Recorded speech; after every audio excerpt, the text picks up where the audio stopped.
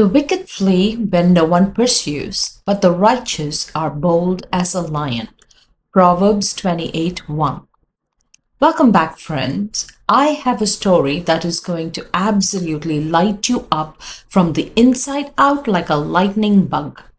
Today, we are shining our spotlight on a young girl who quietly and brilliantly steps into her destiny.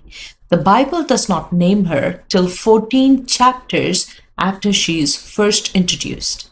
Her name means rebellion. While you are trying to guess the name, I have a question for you. Did your parents ever sit you down and give you the whole stranger danger talk? The do not talk to people you don't know kind of talk? Well, guess what?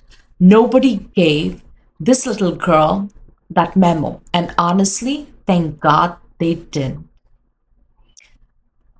Miriam. Her story unfolds with her mama Jochebed doing the most daring, heart in your throat thing a mother could ever do.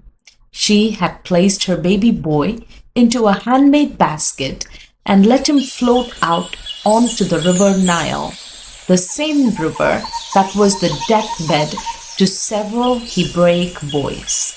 Nile, the home of the hippos and the crocs, not the shoes or the inner wild crocodile, but the real deal, jaw snapping, death machine crocodiles. And yet, somehow, that basket bobbed right on through, propelled by the hand of God.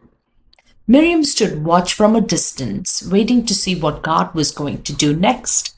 The basket drifted to the palace, and Pharaoh's daughter spotted the basket, saw the baby, and knew it was a Hebrew mother's last-ditch effort to save her son from her father's death edict. Miriam watched and then made her move. Now, I need you to pause with me here for just a second. Miriam is a Hebrew child. Her people are being mistreated, oppressed, and targeted.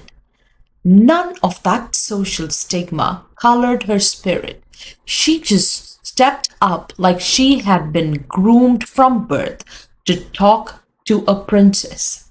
Shall I go and get one of the Hebrew women to nurse the baby for you?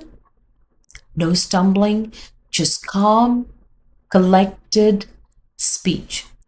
The world had stamped a slave label on Miriam, but that label never made it past her front door. She responded to God's move, and God gave her favor. The princess said yes, and the rest is history. It changed the course of the nation. Courage is contagious. It started with Shifra and Puwa and somehow found its way into the heart of a young girl and a Gentile princess to boot, who took one look at the baby and decided to defy her father's law. Courage, when it is rooted in God, never goes to waste.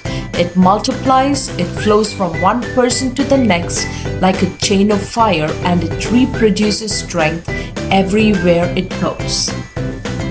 So now if you are thinking, that sounds amazing, but I didn't grow up in a courage chain like that, that is okay. Someone has to be first. Your trust in God can become another's fire. So go ahead, friend, step up, speak up, show up, start the godly courage chain. Thank you so much for spending this time with me today. If this blessed you, share it with somebody who needs a courage boost. Until next time, stay bold, stay bright, and eyes on God.